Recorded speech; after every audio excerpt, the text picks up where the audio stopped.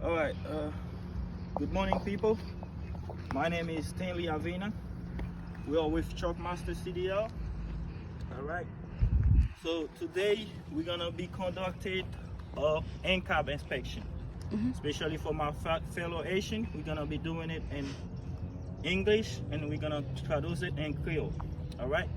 Work. All what you need to know to perform your NCAB inspection, and also why you got to perform the NCAB inspection, and also why is it the NCAB inspection, especially what we call the GLAB is a fail or pass on your test if you miss even a little something on it. Okay, so I'm going to introduce for my Haitian right now.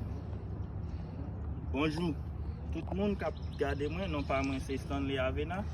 So nous sommes Truckmaster CDL, nous sommes instructeurs qui travaillent là. Raison qui fait m'a fait vidéo ça, c'est parce que les me garder sur internet là, m'pas vraiment ouais aucun instructeur qui traduit vidéo yo en créole et puis qui fait en anglais en créole. Raison fait m'pas arrêter en créole seulement, c'est parce que nous supposons faire inspection yo en anglais, spécialement pour y a là, il y a un nouveau bagay qui vient dans yon state yo. On va changer, I don't remember what state. Faut ou parler anglais pour conduire truck. M'tande que dans state ça, il y a campé moun ba ou phrase pour écrire, dire ou bagay pour est-ce ka comprendre, sou pas comprendre yo, il y a révoqué licence ou yo quand même arriver à retour.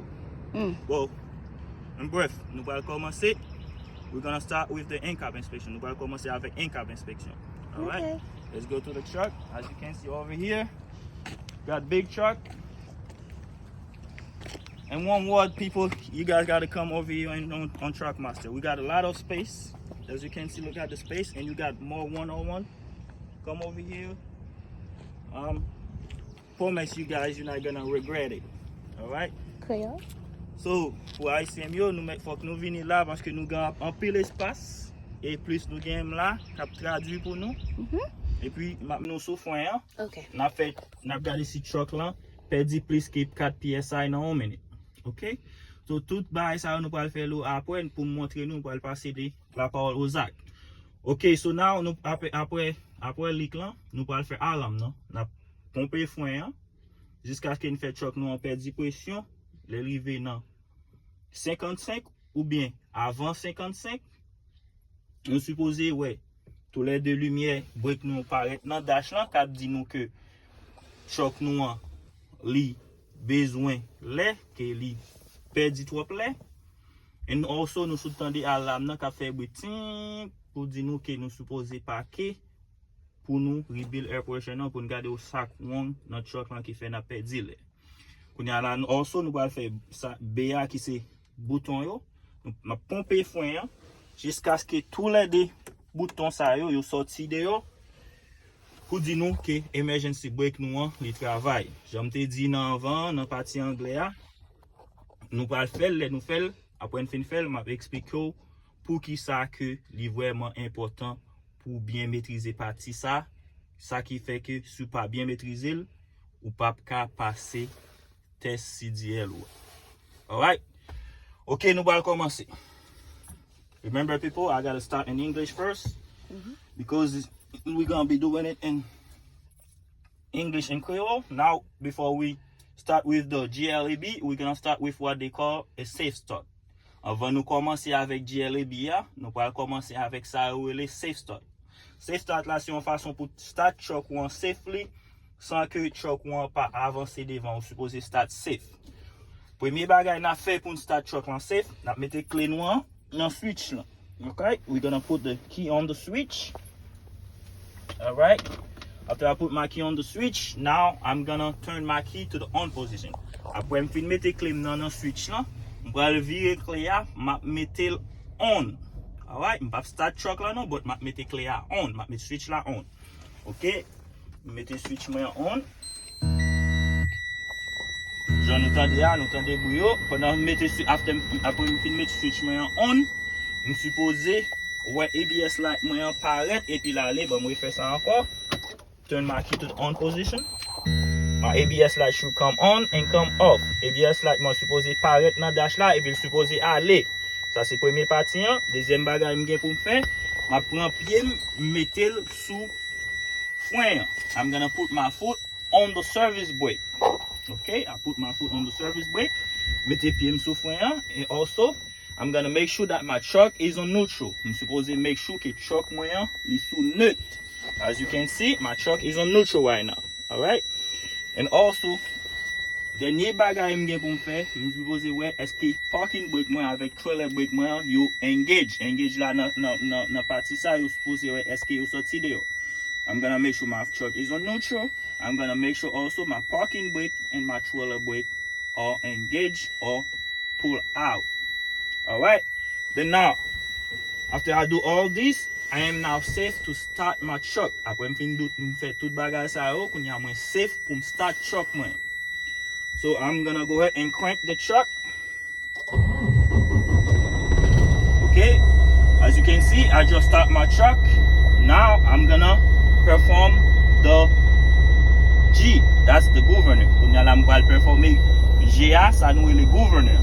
Pou m performe governor sa m pral fè, m pral peze gaz pedal mwen jusqu'à ce que gauge mwen yo, aiguille mwen yo rive de 120 à 140 psi ou jusqu'à ce que m'tende gouvernement li cut off.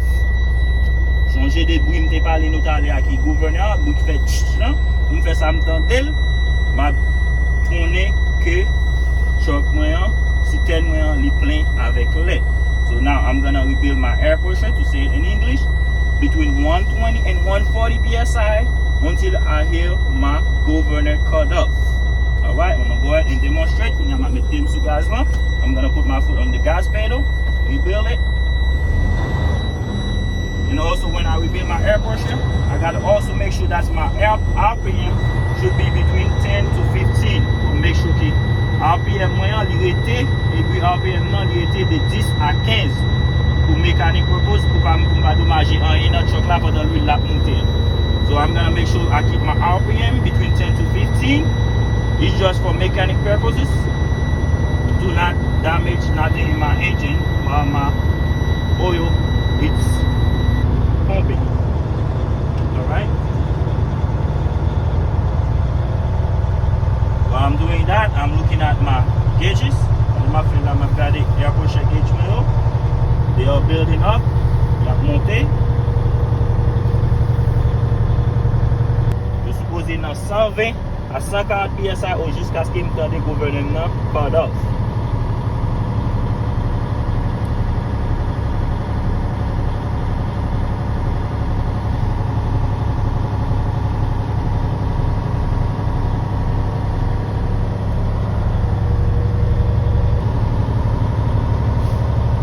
Alright, as you can see, I don't know if you guys can hear it, but I just hear my governor cut off, and if I look at my gauge, I'm between 120 and 140 psi. That means my tank is full of air. Now I'm done with the G. Kounya I'm fini ensemble avec GA parce que aiguille nan yo nan 120 à 140 et me just tande gouvernement fait bruit là. Alright. Kounya là nous va faire LAB. Ça nous relè lab test là. We're gonna perform the LAB. Alright. First thing we're gonna do, premier bagay nou pral fè, I'm gonna turn my key off. Ma vire clim nan, vire truck mwen, meten truck lan. Un bon Creole. Après m fin eten truck lan, I'm gonna turn my key to the on position. M pral vire switch mwen, metel on. M pap start truck lan non, ma mette clear on. Vire clim nan, metel on. Ok? Après m fin met clim nan on, kounya la, m pral pran piem, metel sous service brake la. I'm gonna take my foot and put it on the service brake. I take my foot on the service brake. Okay, so I gotta keep my foot for the entire LAB test. I'm supposed to can be PM sous frein pour tout lab test là. I'm gonna do like this. I'm gonna release my parking and my trailer. I'm supposed to pousser parking moi avec trailer brake moi yo en dedans.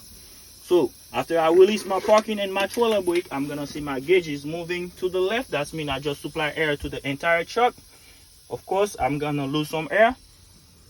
Après, je fin pousser parking actually brake moi rentre dedans, après gauge moi al sous bord gauche là parce que moi moi juste mettre les dans tout choc là. On y a la m'bral di tester a from turn gauge you stable. So I'm gonna say it in English. I'm gonna wait for my gauge to stabilize. When they are stable, I'm gonna grab my stopwatch. All right. I'm gonna put a 1 minute timer. I should not lose no more than 4 psi in that 1 minute. Le gauge moi stable tant kou kounya, ma prend si horloge ça m'a mette 1 minute. Now 1 minute ça m'a supposé perdre plus que 4 psi. I'm gonna demonstrate right now. So now my gauge are stable at 90 psi. Gauge moi au campé à 90 psi. OK? So comment faire qu'on est le campé à 90 psi? So regardez là comment nous contrôler 0 20. OK, nous 0 dans 20, dans 40, dans 60, ouais, 80, 100, 120, 140, 160.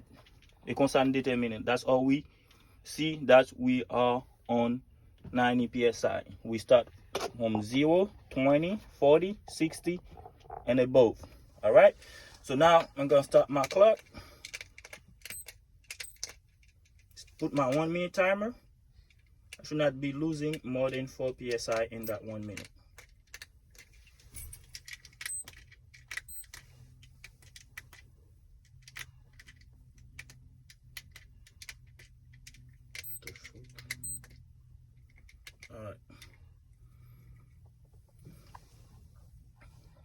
All right.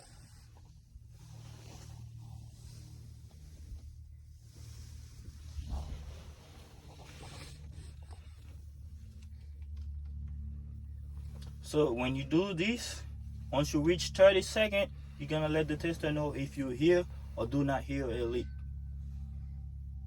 So on my case, I do not hear a leak.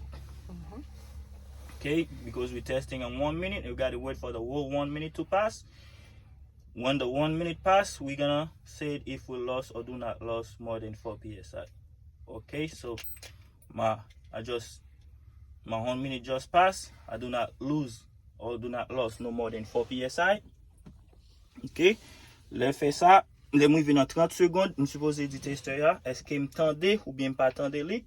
Dans capable non, m'pas tende, et puis je suppose retendre toute minute l'an passé pour me décider est-ce que m'perdi ou pas perdi 4 psi. Dans capable non, m'pas perdi 4 psi. And I do not lose more than 4 psi in that minute. All right. So now we just do the leak part. Now we're gonna do the alarm. Okay, nous fin fait leak party leak là, qu'on y a nous pas faire party alarm now.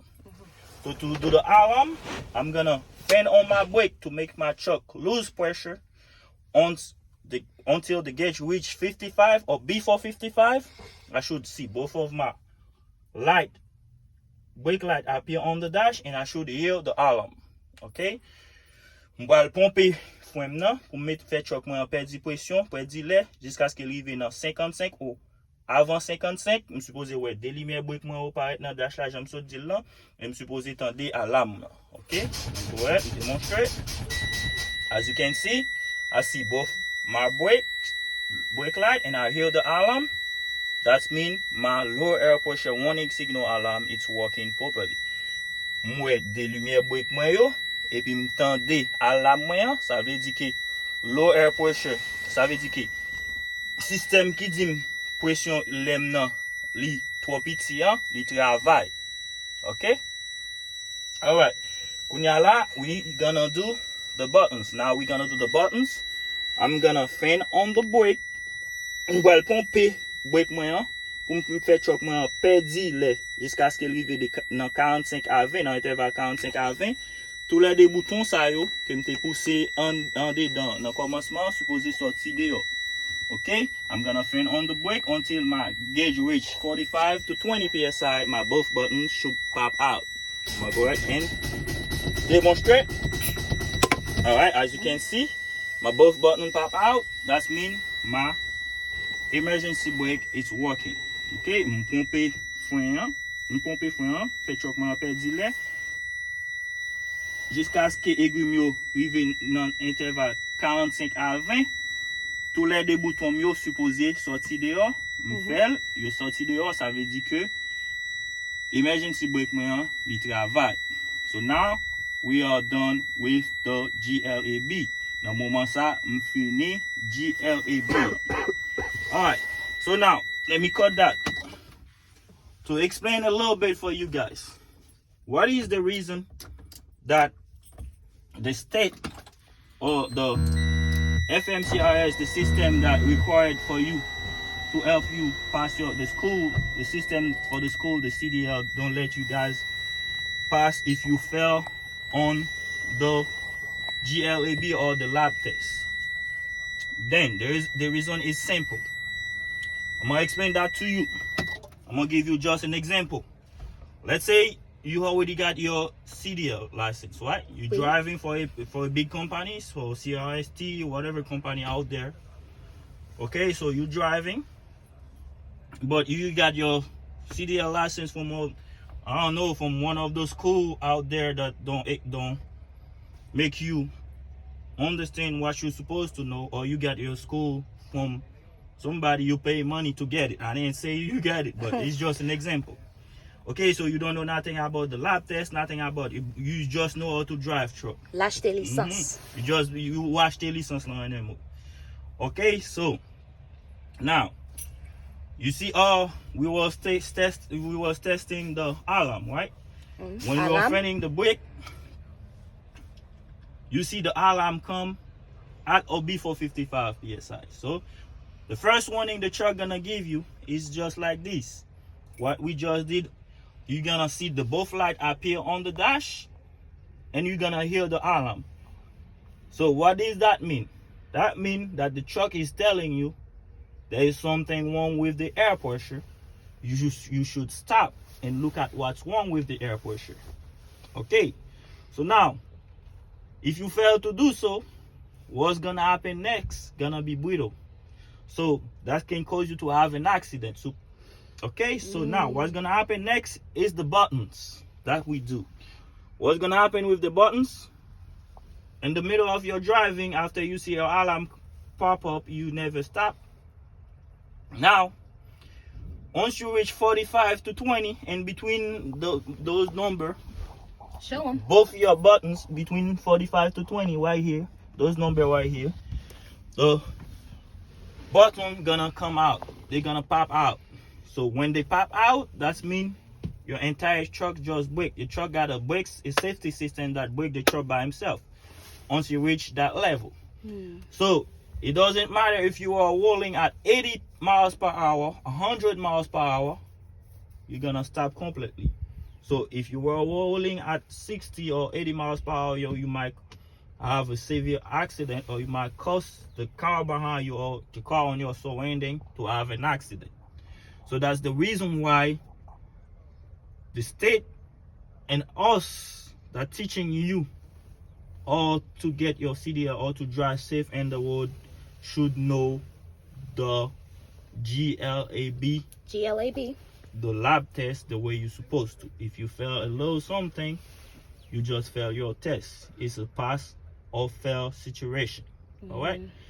So, qu'on y a va expliquer nous en créole. Tout ça me se dit en créole. Raison qui fait que state là, nous même avec moun k'ap enseigné nous comment pour nous faire, pour nous comprendre, pour nous safe dans la rue, pour nous passer test nous. Qui dit raison qui fait nous pas qu'à perdre rien dans GLAB dans lab test là, c'est pour raison ça. J'aime ça dire en anglais tout à l'heure. C'est par exemple si vous conduit, let's say ou gen une licence ou acheter licence ou en côté quelconque, ou pas aller dans l'école pour apprendre comment pour manœuvrer truck ou qui système qui est dans truck, comment pour faire bail pour comprendre lab test là spécialement. Ou conduit et puis pendant vous conduit comme ça on va passer, li couper aux joints or something happen, a work on wash quelconque passer li frapper aux joints ou le fond tout dans si t'es bail là et puis les sorti. Premier avertissement truck là pour le c'est ça. paraît avec des lumières break yo dans dash là. OK, bon montre comment la paraît. La paraît avec des lumières break yo dans dash là qui c'est comme ça, ouais des lumières break yo et puis ou attendez alarme ça tout. Immédiatement ouais des lumières break yo paraît dans dash là et puis ou attendez alarme là, ça veut dire que ou supposé camper truck là parquer you got to do emergency stop. Ou supposé faire emergency stop camper en bas pour garder ça qui wrong dans système là. On y a là. Ça c'est premier, ça c'est warning truck là bon. Si truck là bon warning là qu'on y a là ou pas fait, on a truck là lui-même, il peut le camper pour compte lui parce que yo designé pour ça. Quand arrivé, on aiguille a fait ça arriver dans 45, dans intervalle 45 à 20 PSI tant qu'on y a là, ça truck là va le faire lui-même, il y a un système safety là-dedans qui a poussé parking brake ensemble avec trolley brake ou bien tous les deux brake dehors. Yep. Immédiatement il pousse le dehors, mais ça qui passe. Peu importe où tu as conduit à 60, à 80, à 100 000 à l'heure, choc loin, la camper. It's just like you just do a hard brake. Ou pèse fouet en sec pendant à conduire. Et laisse ça fait, ou quand ça passe, choc ou doit faire looping, ou choc machine qui dehors la entrer dans mon dos, ou par cause un gros accident. C'est raison ça qui fait que partie ça nous relè GLAB ou bien en créole GLAB, nous voulons pour comprendre ni, même si vous perdez un petit bagage tout petit là-dedans, ou pas passer, c'est faire le test. C'est raison ça qui fait ça. Alright. So, qu'on y a là, je finis expliquer, on va continuer ensemble avec reste un câble. Qu'on y a là, nous finit passer GLAB, nous passer partie qui est important, qu'on y a nous pas finir avec reste un câble. Alright, so now we're gonna start the truck back, just like we do on the safe start. Turn the key to on position. Vehicle on, fait ABS light la paraît depuis l'aller, mettre pin sous frein, make sure que bouton nous yo engage, truck là sous neutral, et puis nous allons start truck. Okay, so they pin pour moi. Engage nous peser gaz là pour nous plein système nan kounya n'a quitté ce truck là fait pour compte li. Pendant la fait pour compte li, nous allons parler de reste bagay nous gain pour parler. Oui. Okay, so I'm gonna explain that in English. So we're not gonna rebuild the air pressure like we did in the GLAB. No. We're gonna let the truck to rebuild the air pressure by himself. Now, in the meantime, the truck is rebuilding the air pressure by himself. We're gonna be talking about the rest of the stuff that we need to talk about. Yes. Okay? So now, nous allons commencer ensemble avec safety equipment. Alright? Safety equipment. We're gonna start with the safety equipment. The safety equipment now, nous commencer avec seatbelt. Okay? Premier bagay n'a dit, we gotta say it in English. It should be properly mounted and secure. Oui. From top to bottom. It should not be ripped, torn, frayed, cut, or dry rotted. It should be able to latch and unlatch properly. On va aller m'a dit nous en créole, but ou pas qu'à dire en créole dans jour test là, vous supposez qu'on est en anglais. N'a dit en créole pour qu'à comprendre. Juste dire en créole pour comprendre. So, si bel moyen, il fait partie des safety equipment moi, il supposé bien ranger, bien monter dans chaque point. Il supposé couper, marquer qu'il va couper, il supposé qu'à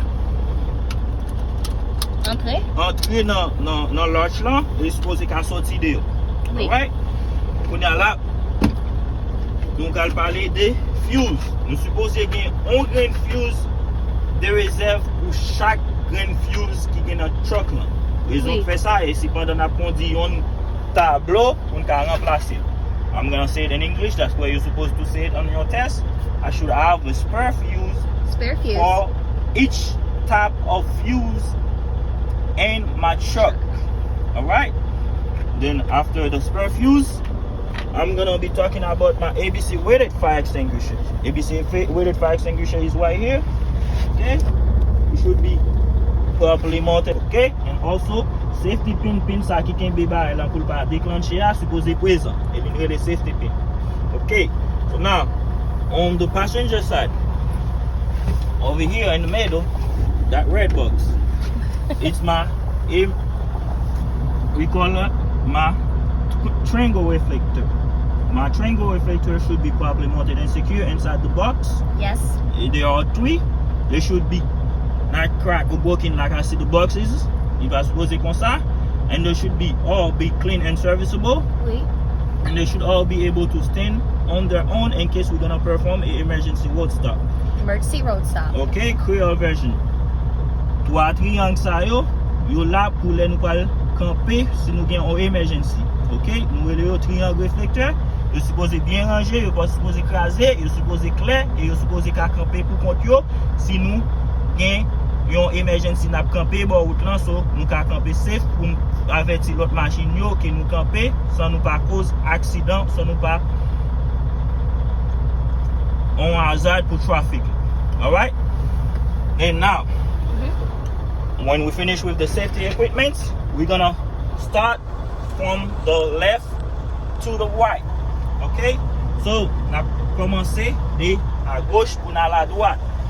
We're gonna start with the highway 1. Nous allons faire highway 1. Ça, highway 1, c'est tout seulement pour le sous highway parce qu'il est fort. Okay? My highway 1, I'm gonna make sure it's work. Okay? Je nous vais là, il travaille. I'm gonna also do my CD on, ça est nous dans CD, nous dans mi-temps. Ouais, ça me dit là. Nous pèse ça. Okay, also my CD on works. Now, after my CD on, I'm gonna be talking about my breakables. Puis là, je vais parler de tout ça qui a crasé dans le truck, tout vite. Okay? Breakables yo c'est ça. Tous les demi-wam yo, tous les débords vite moi yo, et puis devant machine ça nous le windshield en anglais. Okay, I'm gonna do it in English. I'm gonna talk about my breakables. Those my breakables are my side mirrors, my side windows, and also my front windshield. Okay, so now I'm gonna say it like that. All of them, you tout net ensemble. They should be properly mounted and secure. They should not be cracked, chipped, or broken. Alright? I should have no illegal stickers anywhere to block my view.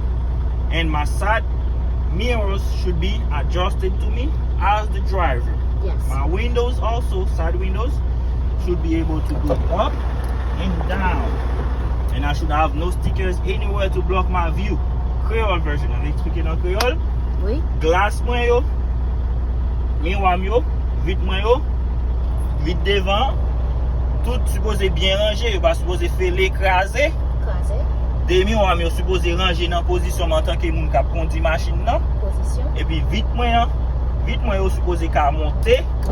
Et puis descendre. Et pas supposé qu'il y ait un bagage qui colle devant là-dedans yo qui a fait pas ouais pendant ma conduite. All right? So now move on. We're going to be talking about the window sill. Okay? So nous allons parler des window sill yo, c'est caoutchouc ça qui bon vite moins ensemble avec windows moi you supposé. Okay, we're gonna say that in English first. Should be properly mounted and secure. Should not be ripped, torn, frayed, cut, or dry rotted. And also we should not see no leak in case we got our windows up. If it's raining, nous va supposer we can block up entrer dans en dedans câble. So caoutchouc ça c'est eux même les windows nous supposé bien ranger, on va supposer couper, marquer couper. Nous va supposer we can ça de l'eau cap entrer dans under truck là, s'il a fait la pluie vite nous monter. Oui. All right. Move on. Nous allons parler des windshield wiper. We're going to talk about the windshield wiper. This is my windshield wiper. Okay, they should be properly mounted and secure. And also, before I say properly mounted and secure on the windshield wiper, we got two parts. You get deux parties, the wiper arm and the wiper blade. Wiper arm, non, c'est partie qui est là. Wiper blade, non, c'est partie caoutchouc qui va nettoyer vite là. Nettoyer vite là. So, my wiper arm, c'est partie fait, it should be properly mounted and secure, not cracked or broken. Okay, my wiper blade, c'est partie pesée dans vite là. Partie caoutchouc, it should also be properly mounted and secure, not ripped, not torn, not cut, not dry rotted. It should be pressing firmly against my windshield, work and spray. Partie caoutchouc, il supposé bien pesé dans vite là. Il va supposé couper, fini. Il supposé gain matériel la donne, et il supposé qu'à travail pour le clean vite là, bien pesé pour le clean vite là, et il supposé voyer de l'eau pendant la clean vite là. As you can see, they work in the spray. J'en ai you travail et puis you spray. Alright? So now, after I'm done with my windshield wiper, now we're gonna do the indicators. Okay, so now nous allons faire indicators. Indicators nous c'est tout ça qui vient pour avec signal que nous avons fait pendant la conduite truck. Premier signal nous allons parler de lui, c'est ma left turn signal. Signal à gauche moyen, il paraît dans dash moyen et puis il travaille. I said my left turn signal, it's working on my dash. Flashing and working. Okay, quand nous allons parler pour ça à droite là, my right turn signal, it's working on my dash. Signal à droite moyen, il travaille dans dash moyen. Nous allons parler pour four-way flasher. Four-way flasher is an really emergency en Creole là. They also call it emergency flasher. Alright, mettez, that's my emergency. Ça veut dire que emergency yo, you travaille. Okay? Loaded up way. You can ni devant. Alright, you turn it off. Now we're gonna do the high beam. Nous allons faire grande lumière. Grande lumière? Ok, nous mettons, nous allumons lumière et puis nous poussons pour allumer lumière en dedans net pour grande lumière apparaître. Nous supposons que si bleu ça apparaît, bleu foncé ça apparaît, cap dit ok, grande lumière là, il travaille. That let me know my high beam is working on my dash. Okay, that's it. Turn it off, turn the light off. Now we're gonna be talking about the gauges. Nous allons parler des aiguilles nous qui dans dash. Ok? L'aiguille qui est important pour nous parler de eux. I'm sorry. Premier aiguille nous parler de lui. My truck gonna turn off because it got a safety system on it. So I'm gonna let the truck turn off and turn it back on. Alright. Truck va pas le fermer parce qu'il y a un safety system là-dedans. Il ne peut pas conduire. Il juste éteindre pour conduire pour le cas safeguard et diesel. Alright. I'll go ahead. Turn the truck back on. Okay, so now nous allons parler des aiguilles nous. We're going to talk about the gauges. We're going to start with the water temperature gauge first. Nous allons commencer avec la température de l'eau qui est dans le moteur nous en vent. So my water temperature should be between 180 or 190 degrees Fahrenheit.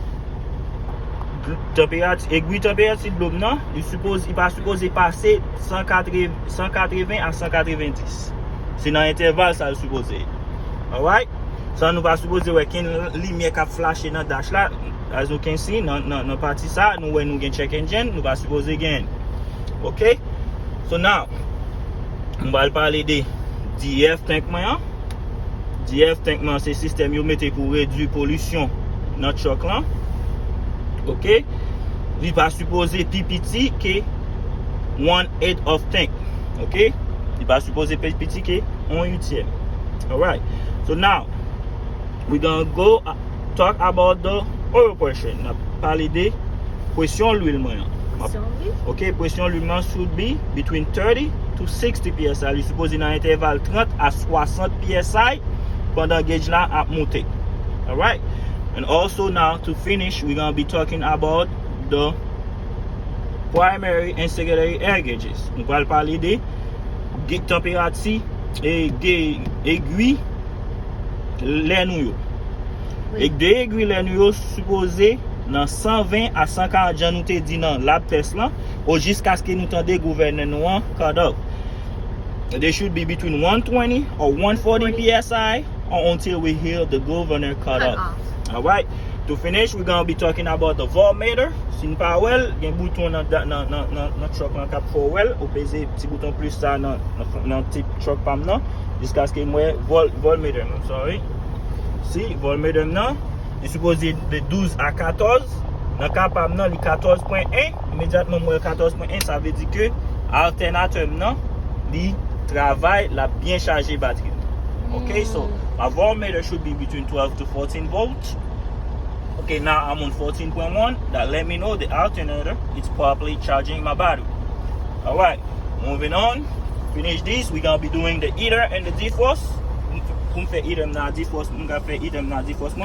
I'm gonna turn that all the way. Turn that all the way to the heat. Mettez sous rouge là. Virer ça tout bas tout volume ni. Mettez ça sur petit piton ça qui campé ensemble avec windshield side. OK? Over here. Ma fait heater à defrost. Heater à defrost là c'est bagage pour les par exemple ou non neige ou bien fait froid ou qu'on ouais vite ou blanche ou pas ka ouais passer pour ta nettoyer. C'est ça nous relé defrost. That's what we call defrost. That's the wind that clean your windows when it's cold. All right. As you can see, I put my hand over here. I can feel the wind. That's it. My defrost work. I put my hand down there. I can feel it. I said my heater works. Ça veut dire heater maintenant ensemble avec tout defrost moi, yo travail.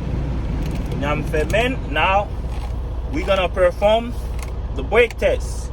Okay, brake test. We got 3 brake to test. We got parking, trailer, and service brake. Service brake là, c'est frein. Nous avons parking brake noir ensemble avec trailer brake noir avec frein pédale noir pour tester. Okay? Test my brakes. I'm gonna put my foot on the service brake.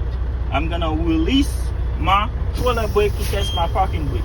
Pour tester parking brake moi, mettez pied sous frein pédale moi, me pousser bouton trailer là entrer dedans et puis me quitter bouton parking moi, brake parking moi sorti dehors.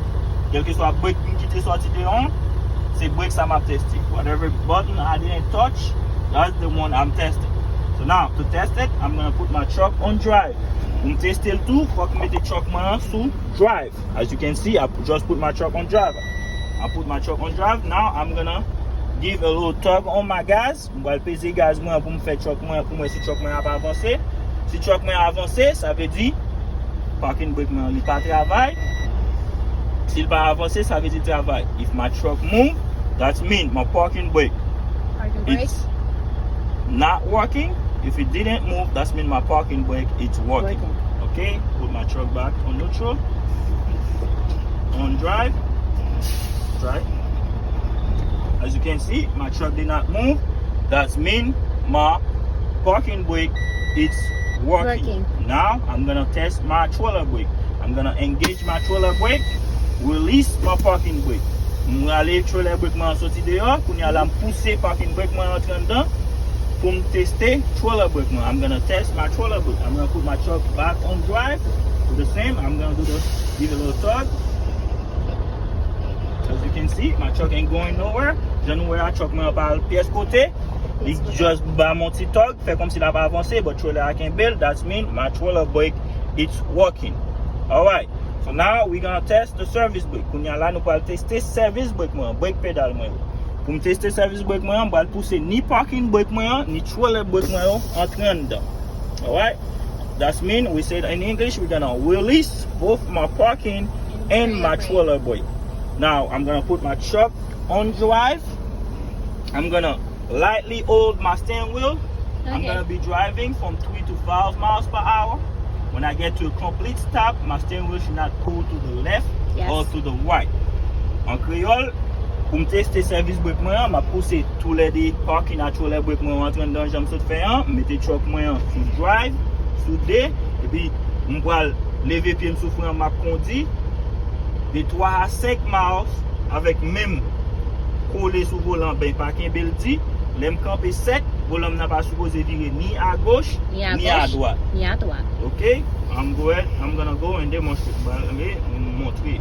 N'a pas avancé. Alright, n'a pas avancé. As you can see, truck is going forward. Now I'm gonna get to a complete stop. Boom. Get to a complete stop. As you can see, my truck did not pull to my steering wheel did not pull to the left or to the right. That means my service brake is working and well adjusted. Okay? Nous sommes avancés devant. Nous camper sec. Volant n'a pas viré ni à gauche ni à droite. Ça veut dire que service brake moi, brake pedal moi, il travaille et puis il pas besoin aucun adjustment. Alright. And after I do so, après me fin faire ça, mets le truck moi back sous net, m'activer tous les parking ma trailer brake moi et puis prends temps pour me garder. Réfléchir est-ce que me fait GLAB non, je me expliquer nous en bien parce que si pas faire le bien. As soon as you said you done, you just fail your test. But in my case, I know I do it good. I'm good. So now I'm gonna turn off my truck. Fermer truck moi et puis me dit Moi fini avec in-cab inspection. I'm just done with my in-cab pour penser. inspection. Alright, my people, go ahead and subscribe if you want more on this. That's your boy Stanley. We Mr. on Truck Stanley. Master CDL. Go ahead, give me a call again in 407-860-7934. Relez nous dans 407 860 860 7934. 34. Alright. Okay.